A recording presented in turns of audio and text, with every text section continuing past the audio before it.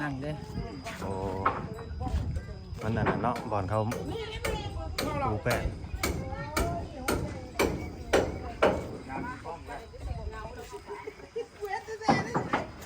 โอ้เขาให้เตรียมน้ำนะบ่เขาสิมาจ่อมือได้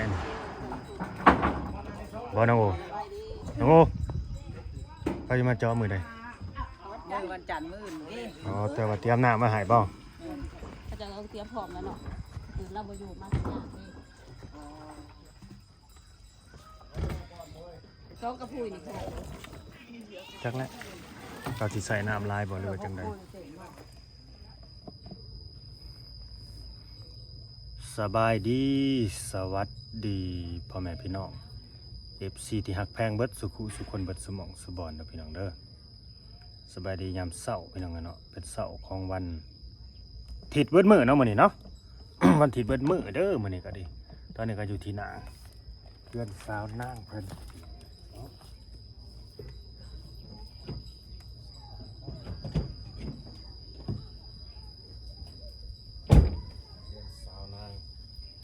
ลงหมังแนวเขาแหละนี่ก็เข้ามาหาน้องโอ้คือเก่าอะไรพี่น้องเลย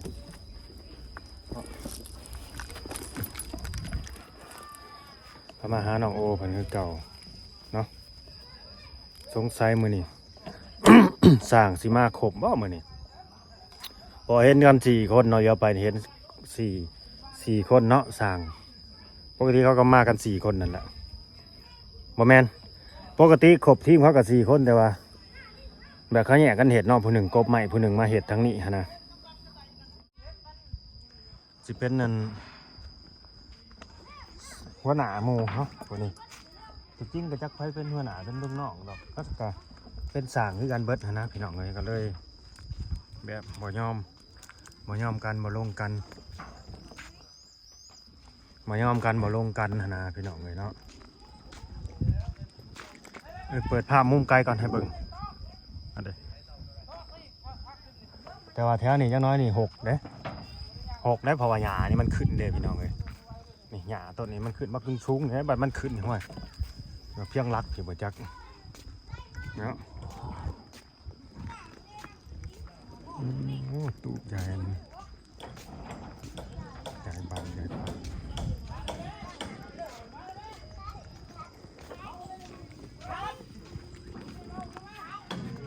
สบายดีเขามาส่งน้ำสปอร์ตสั่งน้ำฮากามานี่สั่งแต่เช้าคือป่ะโอ้วันนี้มาแต่เช้าลีเนาะบ่าวยังเตียงก็ใหญ่มาพี่เลยง่ายขึ้นทางอันนี้มันนั่นเท่าไรก็ทางขาวนี่ไร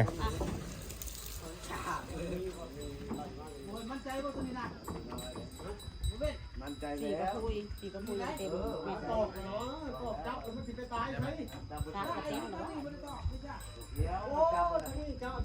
อะไรสร้างมาครบบ่มานี่ไปตาสิปิดจ็อบไว้แท้มาครบเนี่ยไปตาสิเก็บงานไว้แท้ดำก็มีแล้วใช้สร้างคนนั้นจะว่าดำน้ำว่าชายบ่กูได้ดำไอ้ดำนะมึงนี่ดูดน้ำเบิ่งดำเลยได้ยังดูดน้ำไก่จ้ะดำกระดำเนาะผู้ดำกระดำผู้หาเงินกะหาไปโอ้ยเห็ดเหลืองจะใครนี่ข้านดับดาวบ้านเมียกับลูกดำน้ำทำอะไรที่แล้วต้องใช้บัวเลยนะเย็นยูทูบเบอร์บอกว่าไอ้เนี้ยดำหน้าหน่อยอยากเก็ตคือยูทูบได้บัด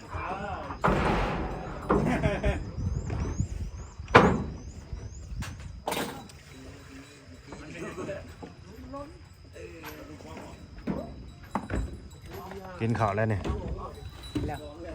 กินกับยางสาวของฟ้าแหละยังบ่ได้กินบ่ละมั้งนั่งหน่อยวันนี้แล้วเห็ดมื้อนี้อันนี้เบิ่งสีมือขวดน้ำไม้ฉันเนาะซุปไอ้มื้อนี้ตั้งเบิ่งแล้วมื้อนี้บางทีน่าจะได้ซื้อหมูเข้ามาให้เนาะเพราะว่าเฮาไป ยังบ่ได้ไปหอดห้านขายหมูพี่น้องเลยยังบ่ได้เข้าเมืองยังบ่ได้ไปตลาดตะลีก็เลยบ่ได้ซื้อเป็น เขาก็มานี่เป็นสื่อมาเหมือนนี่ ของอยู่กินเป็นพวกนั่นแหละ เพิ่งโต น้ำมันหอยหึ เพิ่งโต สอนได้ใส่ นี่ยืนนี่แหละ เล่นได้เลย จัก แต่ว่าเลขเพิ่งเชียว มันบินมาจับบ่ แม่น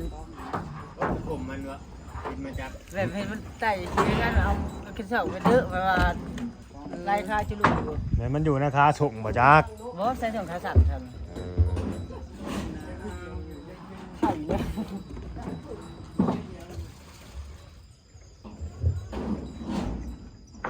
กระพุ้ยละ10,000ซะบ่นี่นะ20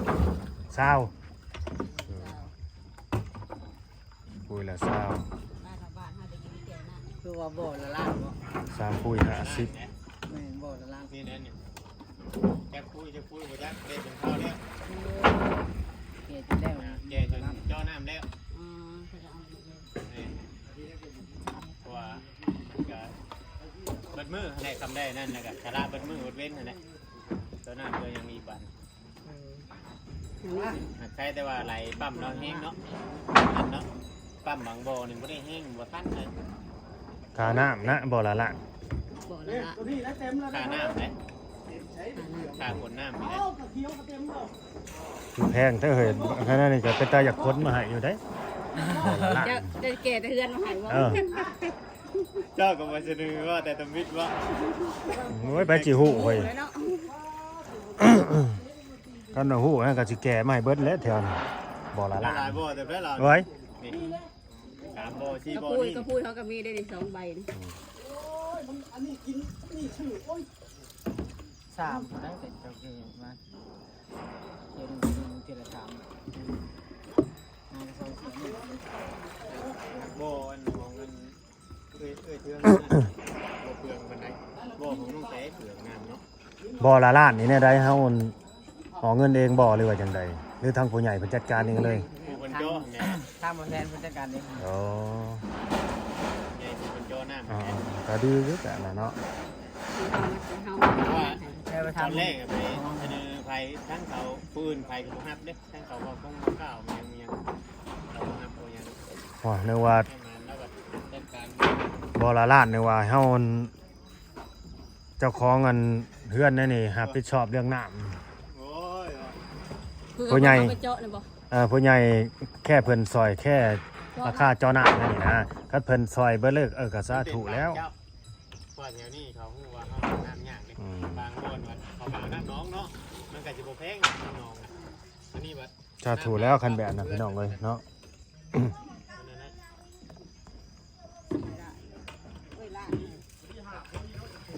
ขาห้องน้ำน้อง พูดบอก คุยแล้วคุยถึง200ขาห้องน้ำน้องนี่มัน พันเล็กละวันนี่นะ ตัดใจ วันนี้เพื่อนมันคือว่าพัดปลายมันคือใส่เขาเดียวเบิด บ่าวลาวกำลังว่าพอดีเลยเงินน้องโอนี่พอดีไปจ่ายค่าน้ำนี่ก็เบิดเลยแหละ กำลังขึ้นบ่ เออ เออ รอดโตไปสาธุแล้วสาธุว่าเพิ่นออกให้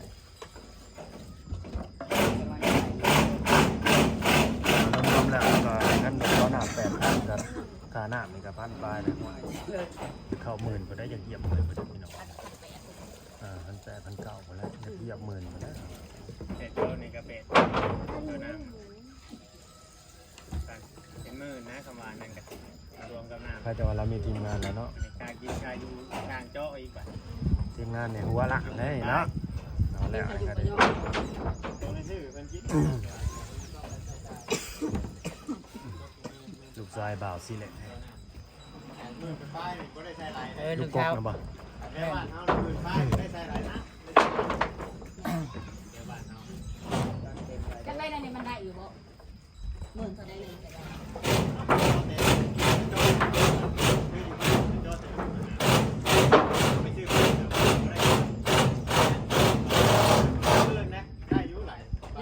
ยังได้อยู่4-5,000 ตะปูซิปน่ะได้แล้วบ่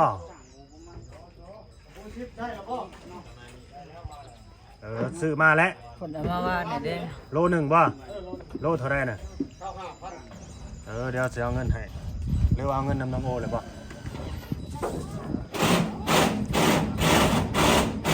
จะเอาเงินให้การตะปูซะ5,000น่ะเพราะว่าคอยเขามาแหละสมเจ้าเมื่อเบิดเลย มาคำวัน แล้วแต่เมื่อค่ำเลยเจ้าประเทศมาค่ำ เพื่อมาแต่สวน ขอเราเอาตะปูมานํกับบ่ทันเมื่อเบิดเลยทางนี้ กระตกอีกเนาะวัน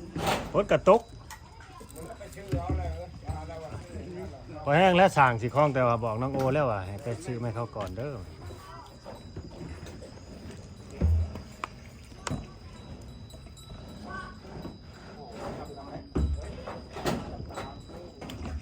เราเห็นแล้วปูหลังคาปูหลังคาสมมุติหลังคา ใส่ลบข้างคำว่าใส่ลบข้างย่านมันเพิ่งเวลาเป็นลมมาเนาะมันต้องใส่ลบข้างใส่ลบ เพื่อนเฮาเนี่ยบ่ได้ใส่นะ กระเบื้องก็ใส่คือกันนั่นแหละ ใช่ฮะ ใส่เบิดกระเบื้องกระเบี้ยง กระเบื้องในเฮือนเฮามันคุลงน้ำหน่อยได้ลบขัง ในวันนี้คือบ่ได้ใส่ตอนนี้ ไม่ใส่นี่โย่ บ่ได้ใส่แล้วว่า ใส่แต่นั่น เนาะของเฮาบ่คือว่าเฮ็ดขักแค่ใส่เฮาลบข้าง มันจะลายบ่ โอ้เป็นน้ำสร้างและสั่งเอาเบิดอีหยังก็ดีสร้างมาตรฐานบ่ใส่เฮาลบข้างนั่นนี่ นี่หน้าเพื่อนเรานี่คือบ่ได้ใส่บ่ใส่ก็ได้ อยากใช่ก็ได้มันจะบุกเบืองเงิน อันนี้ อืม บ่งามเนาะ อันนี้บัตรที่เราบัตรให้เจ้า นุ่งทุ่งบนนุ่งเสื้อมันกับโบนั่นแหละเนาะ ที่เจ้าตีบอกว่าผู้สั่งมาบัตรเดียวโลกมันใส่แน่ที่โลกว่ะ มันหน่อยไปย่างเขาบ่มาชงเนาะ มันหน่อยเอามาชงไหน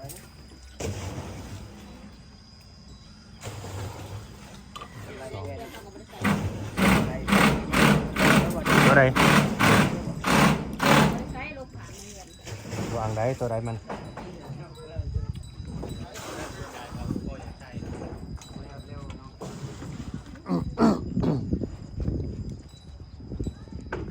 ถ้าใส่มันก็งามเลย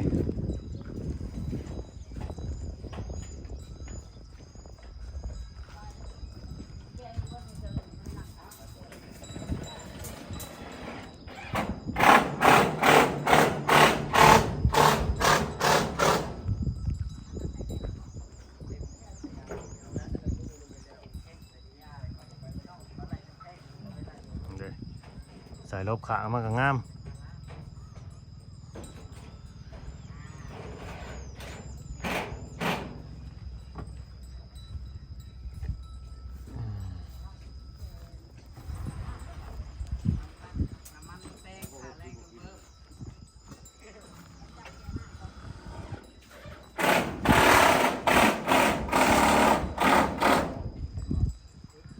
อันนี้นะข้างในนะมันเก๊กะเขาสิซื้อเด้อเขาเลยเอามาวางไว้อย่าพี่เนาะบอลแบบว่าสีถมดินนั่นแหละพวกวงกบนี่นะจะน้อยก็จะให้สร้างมันขึ้นไปเทิงหรือว่าทางใดไปกบอยู่เทิงหรือว่าทางใดถ้าเบิ่งนำกันนั่นแหละ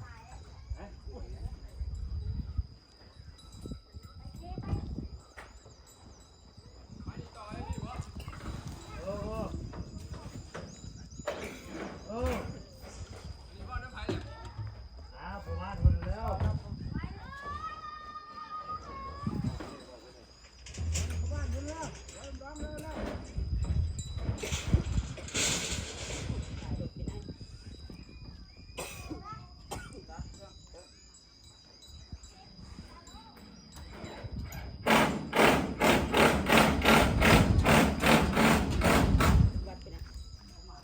ไอ้ยันเราไปได้รับไปนอน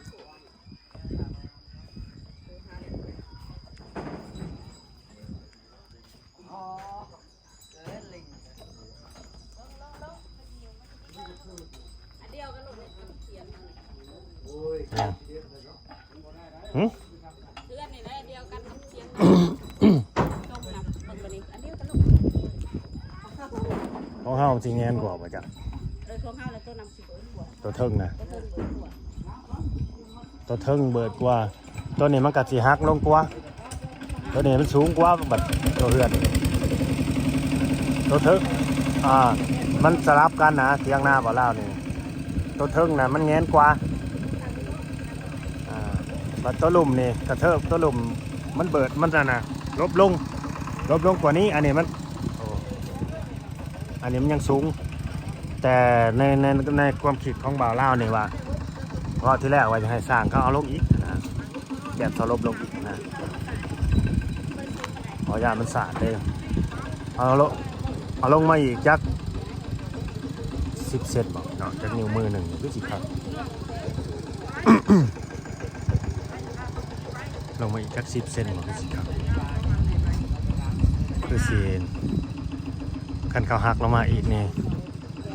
คันเขาหักทางหนาลงนี่ตัวเทิงนี่ก็น่าสิทำกับเพียงหน้าเฮาอันนี้นะ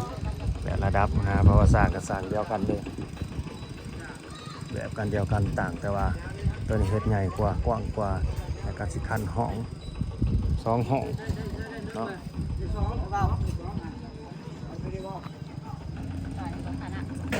บ่สร้างบ่าวมานเพิ่นขอเงินก่อนขอยืมเงินนั่นแหละไปเติมน้ำมันบ่มีน้ำมันบ่ตีแหละเนาะเขาก็จะไปหาเงินได้แต่ละมื้อกันเลยขอเพิ่นบ่าวมานจะไปหาเงินแบบใดวาดใด เราจากอันย่างตัดอ้อยนี่ไหนจะหน่อยเอาไปตัดอ้อย โอเคเดี๋ยวพี่น้องนะเนาะตามนั้นแหละกินข้าวเย็นข้ามคืนก็ได้แล้วว่าสินั่งกันวันนี้เมื่อยย่างเลาะเมื่อยย่างสำรวจเลย มันขามขึ้นแล้วมันอยากกินแข็งนะแต่มันหูเขาเย็นจะถูกว่า เมื่อยย่างสำรวจนะมานั่งก่อน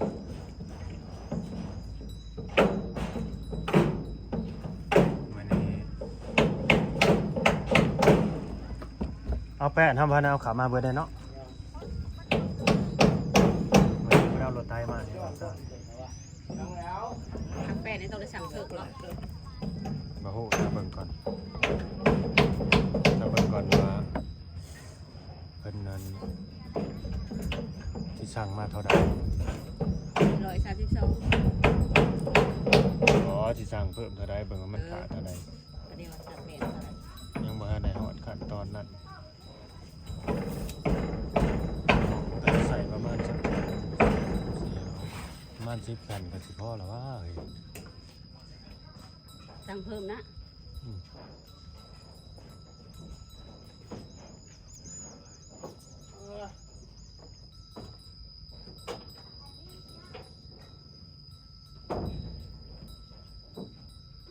ตำซียูแล้วนะเพื่อนมันดังไง ทางขาดขนาดก็แอมมันเนาะ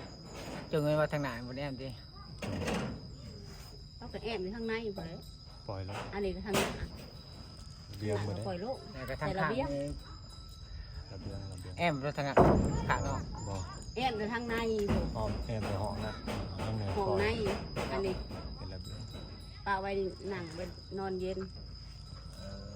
มันก็ต้องเป็นแบบนั้นเนาะแอบทางในทางนอกกัน ใส่ลูกติ้งเนาะใส่เนาะ แม่น สั่งมาเราได้ลูกดิ่งด้วย สั่งมาเลยบ่ เอาเท่าไหร่ นับมาดูหาประเมินจะมาจากอันความห่างประมาณ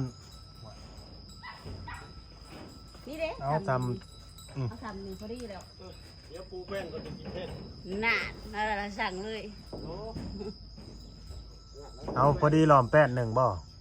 เอาพอดีแป้นแผ่นหนึ่งบ่เศร้าเส้นเนาะ มันบ่ฮอดเช้าได้แป้งเนี่ยมันแคบแล้วเรือที่แป้ง 18พอดีงามเหมือนยังเรือ นี่นะสั่งพอดีเลย เรือยัง4ห่างโพดบ่18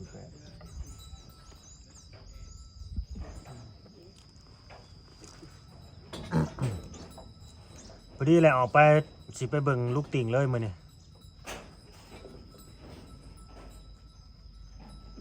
สิไปสอบถามราคาไหมบ่แม่นไปเบิ่งหรอกสอบถามราคาก่อน ราคาเท่าไหร่ ราคาเท่าใดเขาขายแนวใดของที่แรกว่าสิคิดว่าสร้างไรเพื่ออะไรได้ไหม48เนี่ยมาตัดเห็ดระเบียงเห็ดลูกติ่งเลยบ่ แต่บ่แม่น บ่แม่นเพิ่นให้ใส่ลูกติ่งตั้ง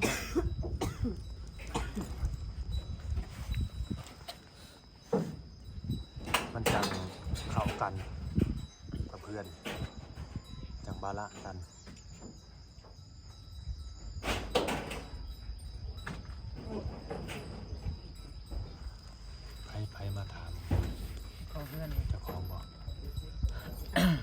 พื่อนไปจัง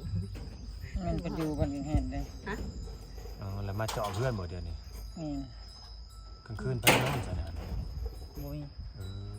แต่เด็กมาก็มาหน้าก็มาไปได้ อืม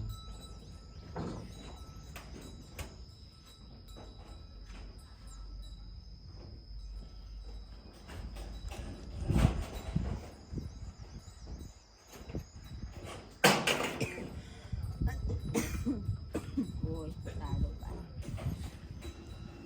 ไอ้คันวังผึ่งโตดนี่ ยาหมองตาเอาขวดยาหมองให้เดี๋ยวเราลืมเลย ใครอยู่มันคันที่สุดใครอยู่มันคันที่สุด เจ็บแต่เดียว เศร้าเจ็บมันสิคันเอายาหมองทาใส่ไหนเศร้าลูกมันก็สิบไข่ เล่เชี่ยวเล็กผึ่งว่าโน ให้มันออกเนี่ย พ่นบ่รึกฮะ ตกตกอันนี้ตก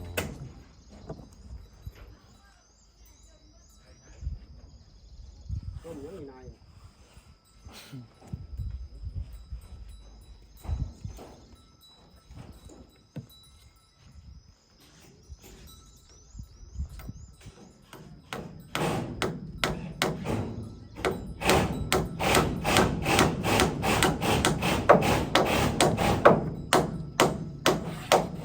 สร้างเลยแล้วก็ขี่รถเนาะสอนกัน ลื มาม บอกให้เติมเงินนะเห็นไหมมันดูคิดว่าอะไร เติมเน็ตบ่เดี๋ยวจะมาก่อนขอบคุณทุกกำลังใจเด้อพี่น้องน้อง FC ทางพวกเก่าพวกใหม่เลยที่เข้ามาชมคนไหนก็เชิญกดติดตามเด้อหากน้อยๆก็คอยหักกันเป็นดนๆนะพี่น้องเลยถ้าเปิดเท่าไหร่ถ้าเบื่อกันถ้าเป็นผลสำเร็จของมันน้องบอกเพิ่นนะเงินสำเร็จเนาะสำเร็จของบาล่าภารกิจเดชภารกิจสะพานบุญ เป็นยังไงมีแต่เจ้า ภารกิจสะพานบุญได้ช่วยเหลือคนทุกคนเนี่ยบาล่าครับคือกันนั่นแหละครับคือกระเซดราม่าที่มันนั่นน้องโอเนี่ยบ่ฮู้ไปจังดอกบ่ได้มีความรู้สึกเพียงถ้าสิเว้าแรกก็คือรักหัวแล้วนะในได้ก็ได้ขยกไปอยู่ใช้กันไป แบบบ่ได้อ่านอย่างคือเฮานี่อ่านจนว่าสมองเสียน่ะ ดีอย่างหนึ่งเลยเนาะคนแบบนี้เนาะบ่ต้องทำหูอีหยัง แม่ว่าบ่จักเลย เฮาแบบบ่หูอีหยังนะเฮามาอยู่ในโลกของเฮานั่นน่ะในโลกส่วนตัวของเฮา เป็นไรบ่ต้องเสียใจบ่ต้องอกหักบ่ แล้วก็บ่ไปสอนเรื่องของไฟ บ่อกหักบ่เสียใจ คือเจ้าอ่ะติไปอ่านแล้วเฮ็ดให้มันเครียดบ่ เดี๋ยวได้เริ่มแบบได้เนาะ แม่นฝนตกไก่ มัน โอ้ย เจ็บ เจ็บแห้งเลยสิว่าเริ่มเจ็บ มันสิเหนียวติดตีนรถอยู่บ่หน่อยเนาะรถธรรม บ่ได้ ดา เรือ นี่ก็ว่าฝนตกเรื่องกันเหนียวแท้ คันตกนี่นี่ตอนแรกรถเข้าบ่ได้ออกบ่ได้ แล้วทางรถเหยียบรถพอมันเหยียบไปเหยียบมาเจ้าขี้แหน่รถเงาะ อืม นี่เห็น ฮอดไฟจะเข้ามาเนี่ยเดี๋ยวนี้ยังไปได้ มันไม่รถไทยนะบ่ไม่รถแกน้ำนะบ่รถแกน้ำอะไรถอยหน้าถอยหลังอยู่เด้ถอยหลังนะฮะนี่เขาก็เดินหน้า กูได้เข้าไฟกูได้แต่ว่ารถจอดแต่เมื่อวานนี่มาจัก บ่มีรถไฟมาจอดอยู่นี่ดอก อันนี้เขาเจ้าเอิ้นคือดูทางก่อน ใช่ นี่แหละ ตัวต่ ทา อง นี่คือ ตัวต่อกันบ่ อันน่ะค้าง ทาง บ่ได้ตรง ลุงน้อยก็จะเอิ้นหยังก็ได้นะ อ่ะ นี่ตัวตอกอยู่นี่นะ ตร นี่ งตรง ตรง ตรง ไปเลย ยังงงได้นี่นะแบบจักตัวใดคือจักตัวใดขางจักตัวใดตรงจักตัวใดโอ้ย เอาโมเมนต์สร้างลงมาตึ๊ก ก็ ไม่ ว่า ตรง บอกว่าจักไม่ได้ต่อกันแน่เลยได้ ไม่อย่างเดียวแต่ใส่เป็นก้อนเลยใช่นี่แล้วพอสอง อ้าวมาเข้าไปหาว่าตรง มาใส่อยู่พี่แล้วตรง เออ แล้วเป็นยังคือไม่อันเดียวกันคือเอิ้นหลายอย่างแท้ อ้าว ขอซองตรงทางเนาะดังเหมือนทางเราไปใส่ผู้บ่เอิ้นคือเพราะว่าโอ้ ก็ใส่หม่องจุดเดียวกันนะเนาะ แต่หนวดกับผมยังคือกัน นะบ่ได้จบเลย แต่บัดอยู่ลุมนี่เพราะว่าค้างอ่ะมันคือเป็นเทิงมันเป็นคือบัดนี้อ้าว ลงมาพี่ประตูสองยังคืออื่น เราจะนำบัดเป็นทูบบัดนี้อ้าวเป็นจังซั่นเด้ เดี๋ยวเป็นผ้าเหรอเนาะ ทาง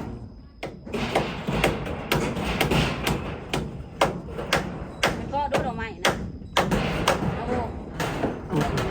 มีบ่พี่ อย่าฟ้าวเดี๋ยวมาเลยเฮ็ดเป็นต้นเลยไม่เลยนะไปหาเข็มก่อน มีเข็มบ่ บ่มี โอ เก็บ เค เอาน้ สิเก็บกินไปซั่นไปก่อนพี่น้องเนาะมันยาวเลยขอบคุณที่เราเบิ่งมาชมกันเด้อเนาะกดแชร์กดติดตามแป้งมันมันดังทางจังหวะยังมีเนาะ ำเสียงดังบ่ได้ยิน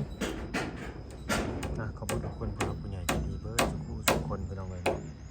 ก็มาชมต้นจนคลิปดูดีมีแรงเด้อดังให้มาเจ็บแต่จนน้องเลยเนาะเดี๋ยวส่วนสุขเจริญเนาะโลกนะครับมาเบียดสมเจ้าเนาะสบายดีน้องโอ สวัสดี